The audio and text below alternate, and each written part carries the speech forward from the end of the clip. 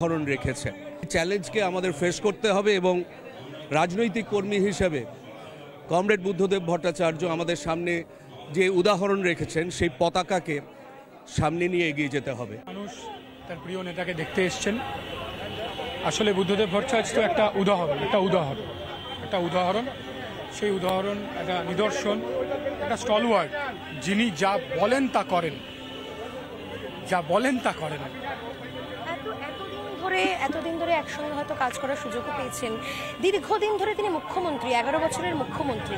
তাকে দেখতে এত মানুষের ভিড়, কেউ আজকে হাতে ফুল নিয়ে রয়েছেন, কেউ আজকে বাইরে অপেক্ষা করছেন শুধু তাকে একবার চোখের দেখা দেখবেন বলে। এ তো অদ্ভুত। এটা তো স্বাভাবিক, খুব স্বাভাবিক। পশ্চিমবাংলাকে কোন জায়গায় নিয়ে যাওয়ার চেষ্টা করেছিলেন, আর আজকে পশ্চিমবাংলা কোন জায়গায়, সেটা তো থাকবেই। আর এইরকম সৎ মানুষ, এটাই তো একটা নিদর্শন, এটাই একটা মাইলস্টোন। শেষ প্রশ্ন আপনার কাছে। রাজ্য সরকারের তরফে প্রস্তাব দেওয়া হয়েছিল বিধানসভায় নিয়ে গিয়ে গান স্যালুটের মাধ্যমে শেষ শ্রদ্ধা জানানো হবে রাজ্যের প্রাক্তন মুখ্যমন্ত্রীকে। গান স্যালুটের বিষয়ে এই মুহূর্তে আলিমুদ্দিনের তরফে কি বলা হচ্ছে? না করা হয়েছে। যারা লাইন মাইন দিয়ে উড়িয়ে দেওয়ার চেষ্টা করেছিল তাদের জ্ঞান স্যালুট লাভ নেই কিছু। বিধানসভায় কি নিয়ে যাওয়া হবে? হ্যাঁ, বিধানসভায় নিয়ে যাওয়া হবে। প্রাক্তন মুখ্যমন্ত্রী বিধানসভায় নিয়ে।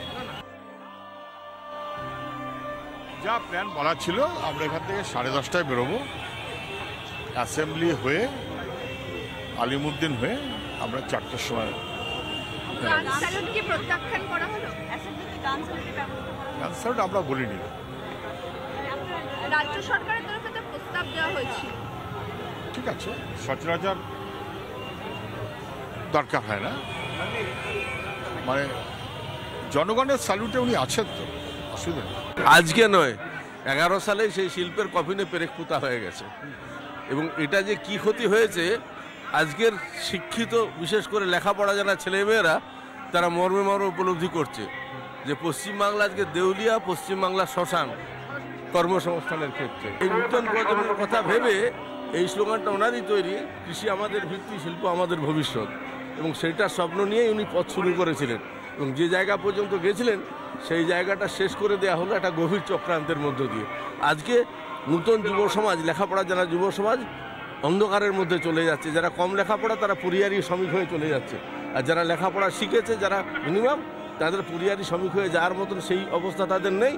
তারা আজকে হচ্ছে যে কপাল চাপড়াচ্ছে।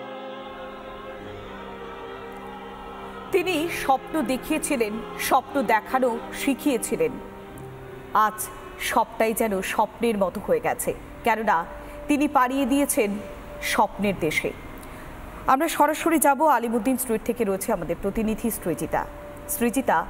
তার শিল্প যেমন স্বপ্ন হয়ে গেছে, তিনিও যেন আজ স্বপ্নের দেশে পাড়ি দিয়েছেন। তাই তার দেখানো স্বপ্ন আজ যেন বিলীন হয়ে যাচ্ছে। সৃজিতা,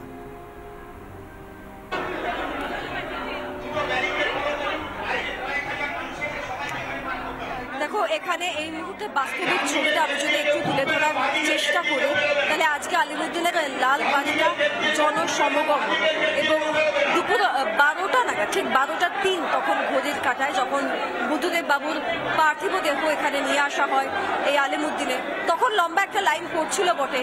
আমরা ভাবছিলাম যে এই লাইন না জানি কতটা দীর্ঘায়িত হবে। এবং এখন এই লাইনটা আমি বলে দিই যে একদিকে প্রায় মৌলালি অবধি এবং অপরদিকে প্রায় নোরাপুকুর অবধি লাইন বিস্তৃত হয়েছে। এখানে 3:15 অবধি সময় রয়েছে। জানা নেই যে 3:15-র মধ্যে এতজন মানুষকে আলিমুদ্দিনের ভিতরে প্রবেশ করিয়ে এবং তারপর তারা যে শেষ শ্রদ্ধা, শেষ সম্মানটা, শেষ লাল সেলামটা জানাতে চাইছেন তাদের কমরেডকে, সেই সুযোগটা তারা পাবেন কিনা। তবে এই মুহূর্তে প্রচুর মানুষের ভিড়, আর সেই সমস্ত ভিড়কে এখানকার যাবতীয় যতজন কমরেড রয়েছেন তারা প্রত্যেকে একত্রিত হয়ে সেই পরিস্থিতিকে সামাল দিচ্ছেন। এখানে সৃজন ভট্টাচার্য থেকে শুরু করে সায়ন্তন মিত্র এবং শতরূপ ঘোষ, এরা প্রত্যেকে উপস্থিত হয়েছেন। প্রত্যেকে এই ভিড়কে সামাল দেওয়ার চেষ্টা করছেন। খুব গুরুত্বপূর্ণভাবে ডিওয়াইএফআই, এসএফআই এর ছেলেমেয়েরা, তারা মানববন্ধন তৈরি করে এই প্রচন্ড উপচে পড়া ভিড়, মানুষের সবকিছু। তিনি জননেতা ছিলেন, তিনি সকলের নেতা, সকলের মন জয় করেছিলেন। তাই আজ তাকে বিদায় জানাতে এসেছেন যেমন প্রথম সারির নেতারা, ঠিক তেমনই ছোট বড় মাঝারি সমস্ত নেতারাই আজ এক সারিতে দাঁড়িয়েছেন তাদের জননেতা, তাদের প্রিয় নেতাকে শেষবারের জন্য শ্রদ্ধা জানাতে।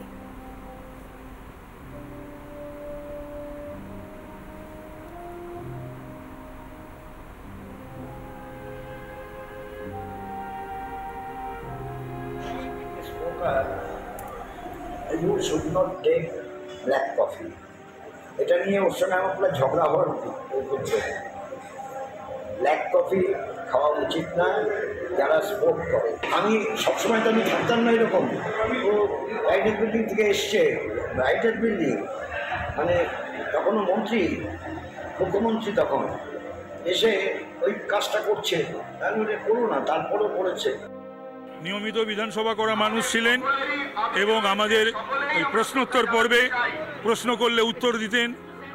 পুলিশ বাজেট বা তথ্য এবং সংস্কৃতি দপ্তরের বাজেটে আমি যখন অংশগ্রহণ করতাম এবং প্রশ্ন করতাম, সে সকলেরও তিনি উত্তর দিতেন এবং যে কোনো রাজনৈতিক কর্মীর কাছে যে দলেরই হোক না কেন তিনি একজন অনুকরণীয়, অনুসরণীয় এবং দৃষ্টান্ত।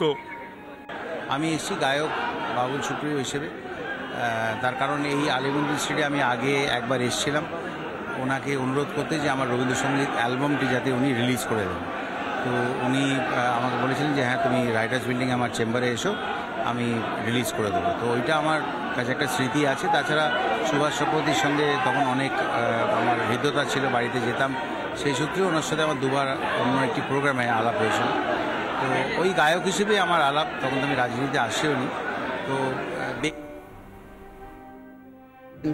অ্যাজ এ চিফ মিনিস্টার ক্ষমতার জন্য বুদ্ধদার কোনো ক্রেজ ছিল না। বুদ্ধদার ছিল কি ক্ষমতা একটা রাস্তা আছে ওয়েস্ট বেঙ্গলের উন্নতির জন্য, ওয়েস্ট বেঙ্গলের যুব যুবতীর যে অবস্থা আছে সেটা আমরা কিভাবে ডেভেলপ করতে পারি, কিভাবে আমরা এমপ্লয়মেন্ট অ্যাভিনিউ করতে পারি, সেটার জন্য বুদ্ধদার একটা চেষ্টা ছিল।